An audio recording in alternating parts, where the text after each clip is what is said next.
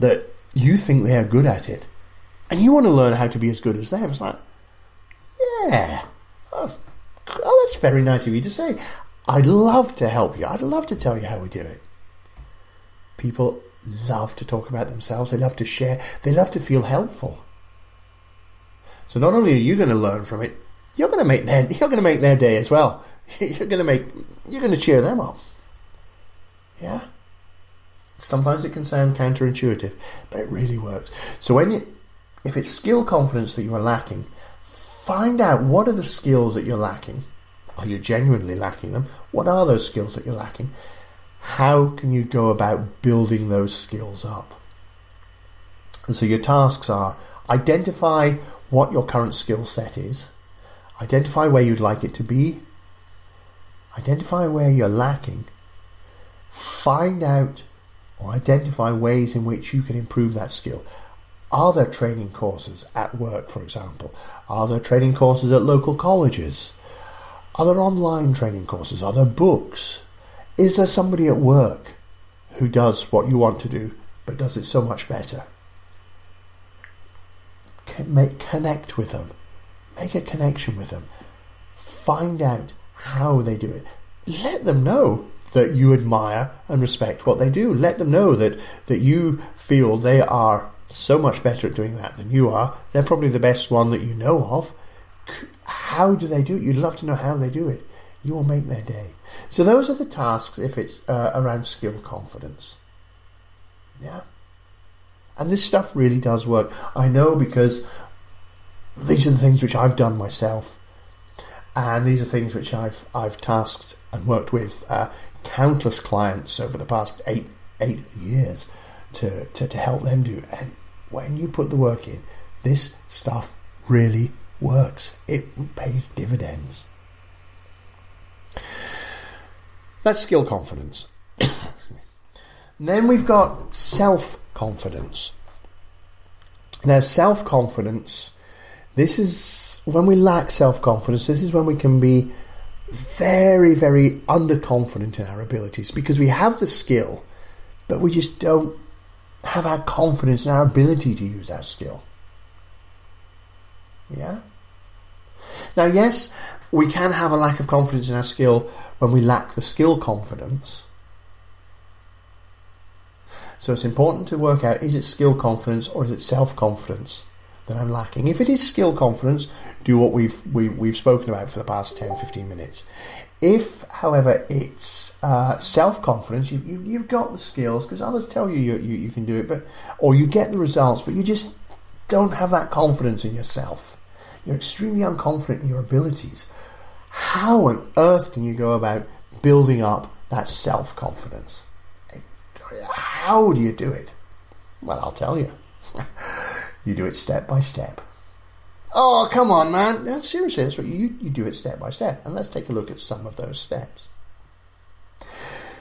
Because when we lack self-confidence, it's because we don't have that belief in ourselves and our abilities. How can we build that belief up? By looking at the evidence. Now, remember, I've mentioned many times, I mentioned it in this episode, I mentioned it many times in other episodes. If we all do well at some things and we do badly at other things, we always have a mixture of successes and failures in whatever we do. Nothing we ever do is perfect, which means nothing we ever do is a perfect success, and nothing we ever do will ever be a perfect failure. Even in the greatest of successes, there will still be some things which could be viewed as failures, some things which didn't work out the way you wanted. Even in the greatest failures, there will still be some elements of success. Even if it's just the fact you're still alive. Well, that's a success, right? That's a success there in and of itself.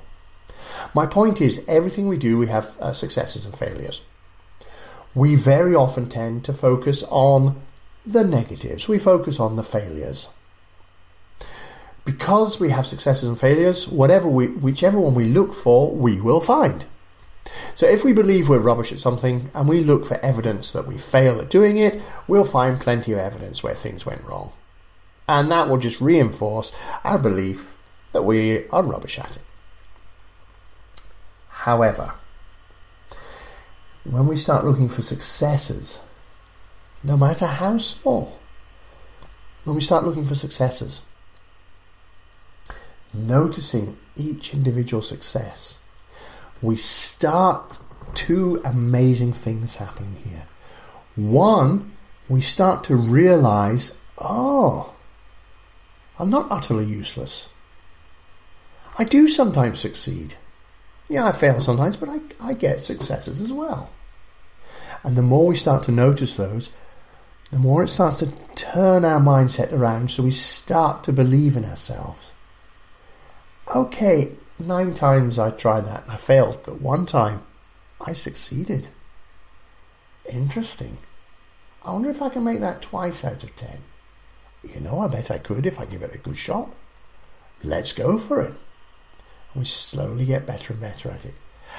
And the more we look for successes, the more we consciously look for success, the more we train our mind that success is what we want to look for, the more we will then start to spot it unconsciously.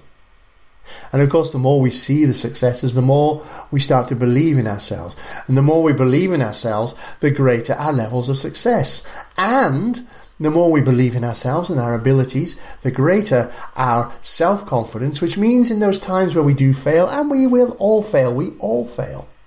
But in those times when we do fail, it won't be a crushing defeat. It will simply be darn it, I didn't get it right that time. Okay, I didn't achieve this. Let's have another go. But I did achieve this and this and this. Yeah, okay, we're nearly there. All we need to do is just get this bit working. Fantastic. It's like the almost certainly apocryphal tale of the reporter who was interviewing Thomas Edison, inventor of the light bulb. And Edison had, so the story goes, taken 1,000 attempts to make a light bulb. Every single one of them failed. None of them created an electric light bulb. And the reporter, toward the end of the interview, asked him, "So, Mr. Edison, doesn't it get you down that you failed to make a light bulb 1,000 times? You've tried this 1,000 times, and every time you failed to make a light bulb. Doesn't that get you down?" Edison is reported to have replied, "Failed? Nonsense! I haven't failed. I have found 1,000 ways to not make a light bulb." What? I have found 1,000 ways to not make a light bulb. Some people tell the story that it's 10,000, 1,000, 10,000, whatever. I've found 1,000 ways to not make a light bulb. Which means every step is taking me closer and closer and closer to finding the way to make a light bulb. I am 1,000 steps closer now than I was when I started. Interesting. Because every single one that he did, when it failed, or rather it didn't create a light bulb, he now knew another way that would not work. He was increasing his knowledge, which ultimately led him to invent the electric light bulb. Just imagine what it would have been like if he'd given up after half a dozen attempts. This ain't going to work. I've tried half a dozen times. Not going to get anywhere. Life would be somewhat darker, wouldn't it? So, where am I going with this? Celebrate all successes.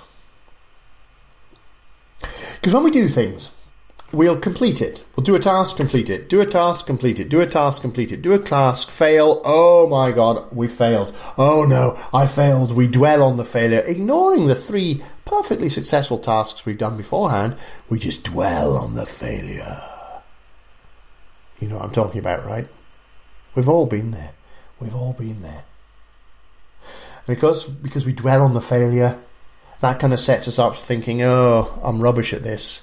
So we then do another task, complete another task, fail that one. See, I told you I was rubbish at this, I failed again. Ignoring the half dozen successes that we had. Remember, what we look for, we find. When we train our mind to look for things, they will continually find it. So what I'd like to advise you to do is celebrate every single success. Every time you set out to achieve whatever it is, every task you set out to do, when you complete it, deliberately take a moment out, pause, take a moment to acknowledge, I have completed that. Yes, Successfully done. That's another one completed. Another success. It may not have been perfect, but it is completed. Yes. Celebrate that success. I don't know, maybe fist bump in the air. Yes. Whatever it is for you. Yes. Another one done. Go me. Different people have different. It would be common very common in a sales environment. When they make a sale, they'll do a fist bump or a yes or whatever it is. Kind of anchors in all of those positive things, causes them to recognize every time they have a success, causes them to celebrate that success every time. Which, the more you celebrate these successes, the more you're going to realize, actually, I am successful. Yes, I have failures and I have successes. And you know what? I'm comfortable with that. Yes, I'll have failures and I have successes. I'm human. There will be a mixture. But the important thing is, I succeed. I succeed in things. I get things done. I am actually better at this than I thought I was. That is what will happen the more you celebrate your successes. Celebrate every success. Now, I don't mean throw a wild party every time you successfully reply to an email.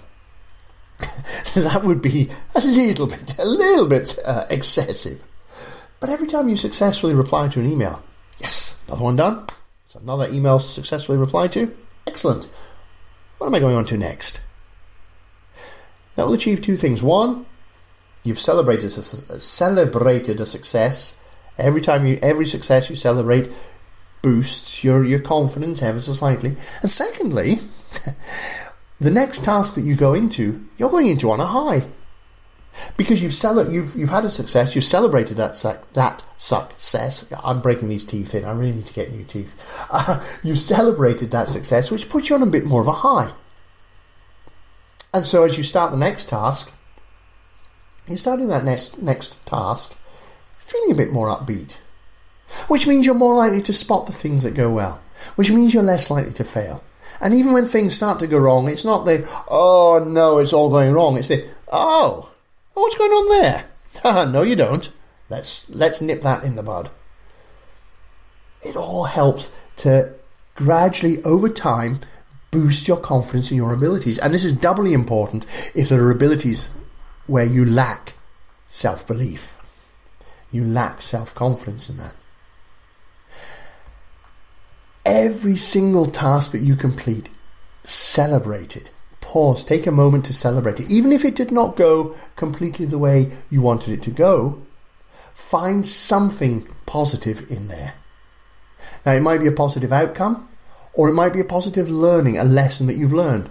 Ooh, I've learned that if I want Bill to do something, I don't ask him that way. Okay.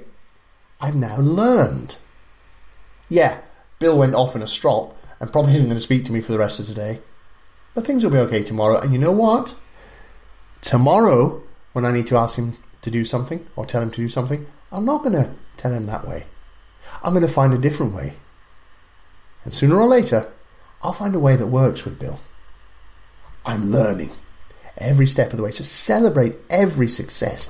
Celebrate every and all success.